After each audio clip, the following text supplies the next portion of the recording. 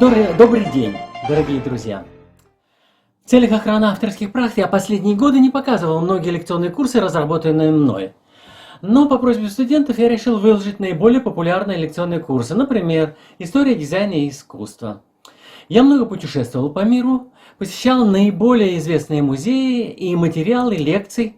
Это то, что я видел собственными глазами. То есть дизайн, проанализированный и увиденный объективным взглядом преподавателя. Итак, лекция профессора кафедры дизайна и искусствоведения УГНТУ Нефтяного института Зиганова Рашида Рахимовича по курсу «История дизайна» 30419. Первый раздел «Искусство дизайна древнего мира» или протодизайн. Первый экзаменационный вопрос. Что такое протодизайн? Это предыстория современного дизайна, это древняя история развития культуры и искусства. Происхождение искусства – это желание понять и благоустроить под свое представление о красоте окружающий мир. Первичные формы науки и искусства заложены в религии. И именно в религиозных убеждениях заложены, то есть сформировались все древние знания и понимание мира. Религия – это ранние формы науки и искусства, которые впоследствии становились тормозом прогресса. Как только талантливый член племени правильно расположил камни, сиденья вокруг костра с учетом статуса вождя племени, шамана, и разукрасил стены пещеры и своды, он создал первый интерьер, который использовался для сохранения традиций племени. Он имел религиозное и мистическое значение.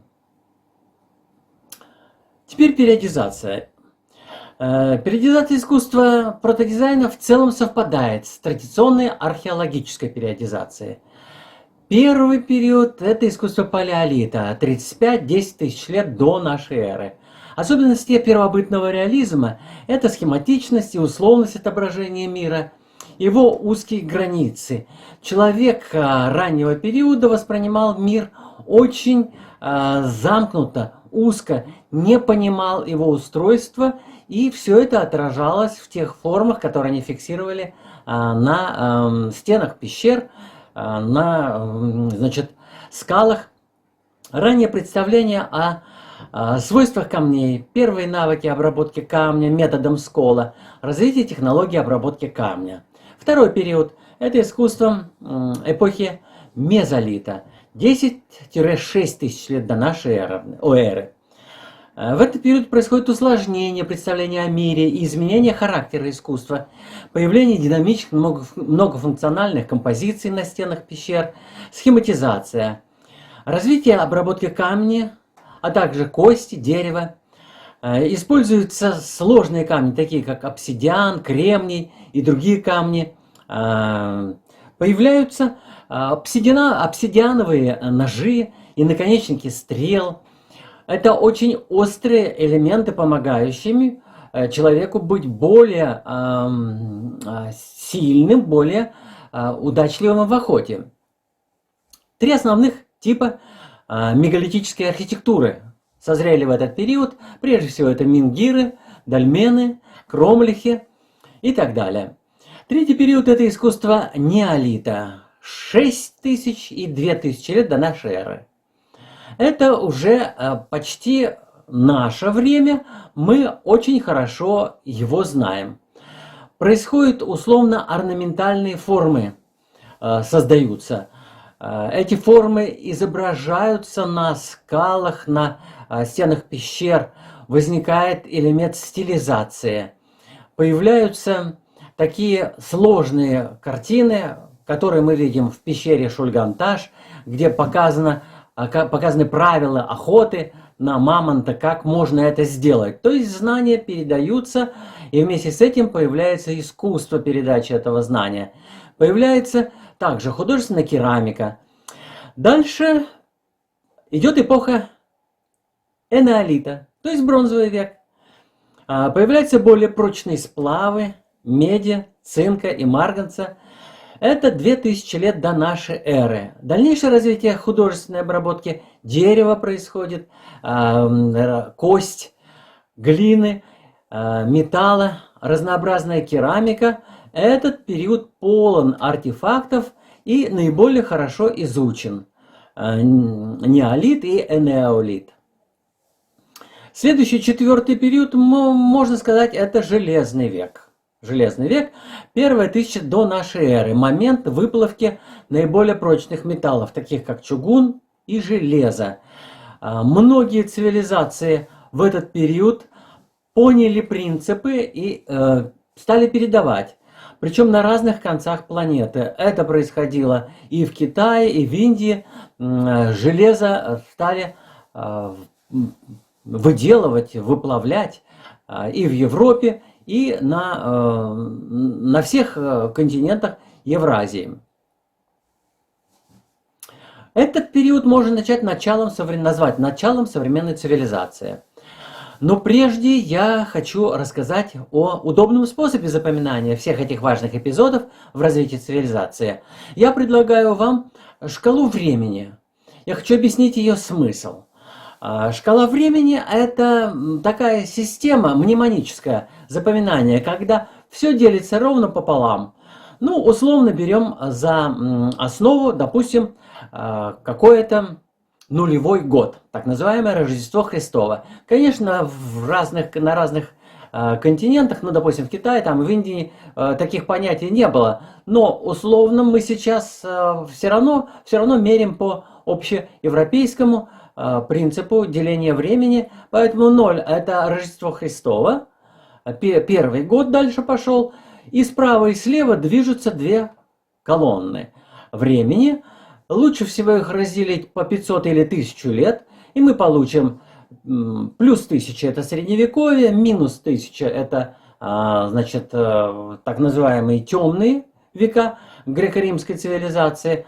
Ну и современное время, 2000, допустим, 20 есть с этой стороны, то, где мы сейчас находимся, где я вам читаю эту лекцию, и 2000 минус 20 век. Это точно такая же симметричная система. И если вы сможете провести параллели между этими элементами, то вы получите удобно запоминаемую схему. Вот я вам предлагаю ее. Теперь, эта шкала относительно хорошо изученного времени. Но до шкалы и после ее есть временная бесконечность.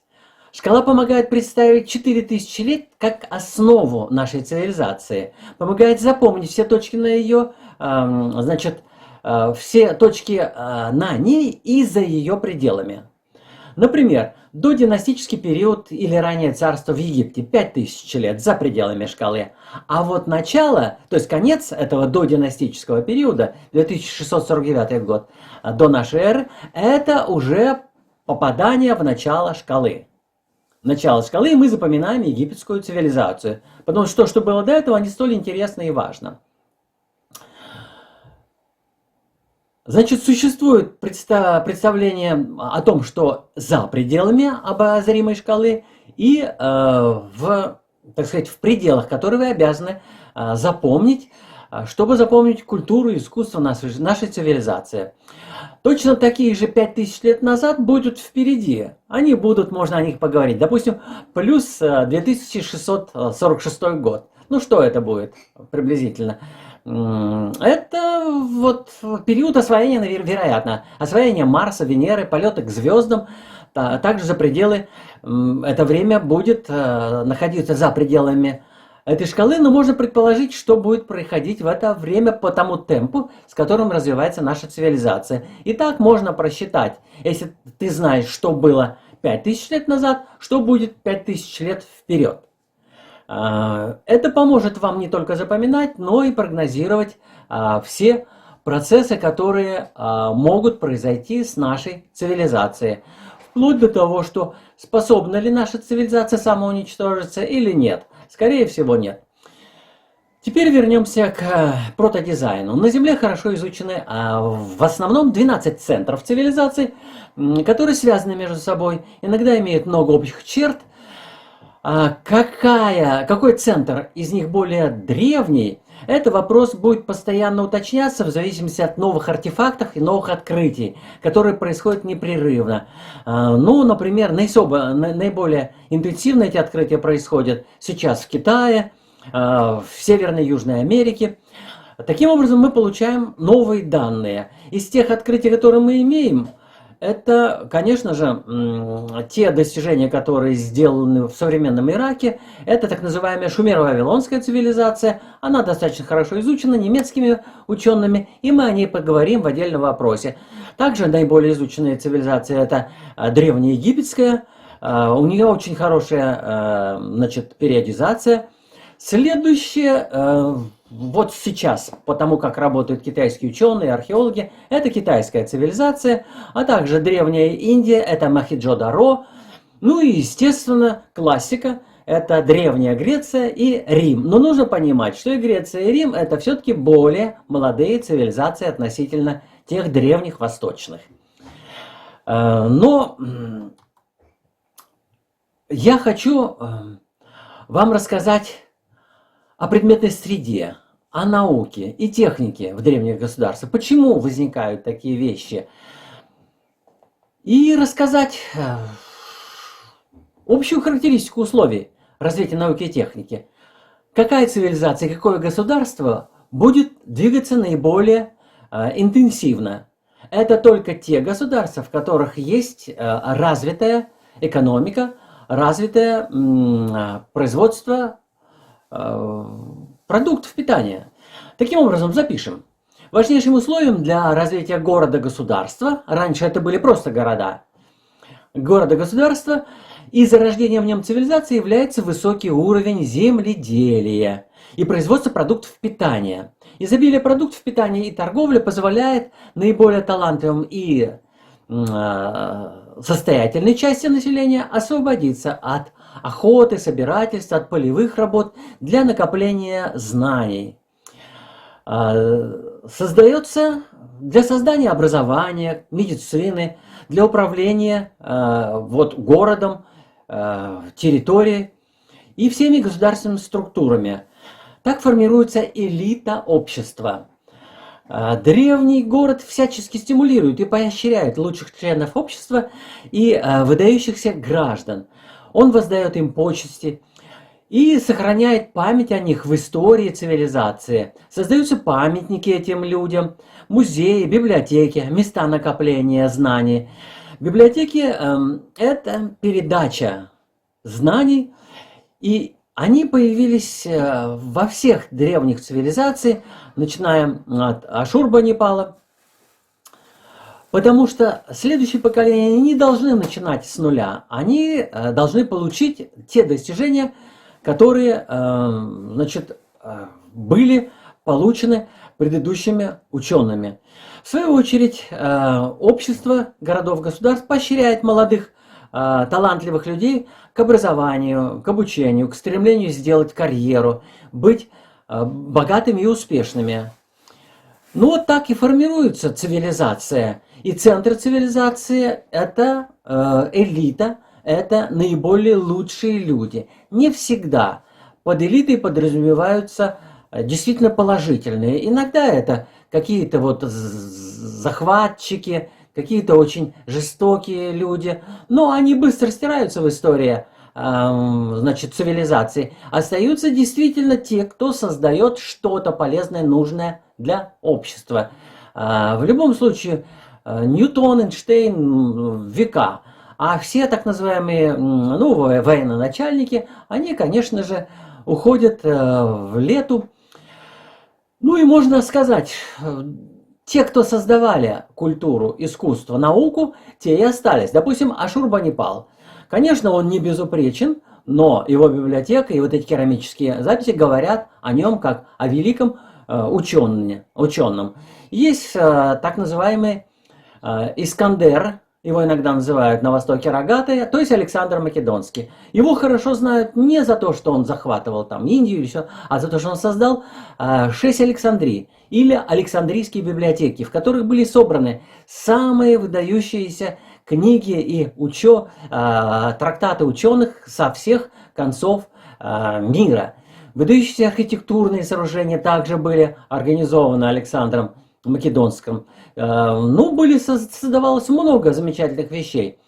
Цивилизации. Прежде всего, конечно, астрономические обсерватории, зиккураты, допустим, в шумеро-вавилонской цивилизации. Цивилизации и города-государства как бы соревновались между собой в величии и в интеллектуальных достижениях. Но иногда эти достижения принимали форму захватнических войн, что в конечном счете приводило к гибели цивилизаций. Первоначально покоренные народы как бы изнутри уничтожали эту развитую цивилизацию, вспоминая трагедию и историю их порабощения. И психологически они принимают все достижения этой цивилизации, двигают эти достижения дальше и таким образом становятся более развитыми. И в этом был какой-то смысл поглощения более развитыми народами отстающих и слабо развивающихся цивилизаций. Это было возможно, наверное, до современного времени, до, скажем так, 20 века. Сейчас подобные явления, конечно же, уже утратили всякое свое значение, и соревнование между цивилизациями и государствами идет совершенно в другой сфере. В сфере экономики, в сфере финансов, в сфере величия благосостояния населения, качества их жизни населения, никак не в других областях.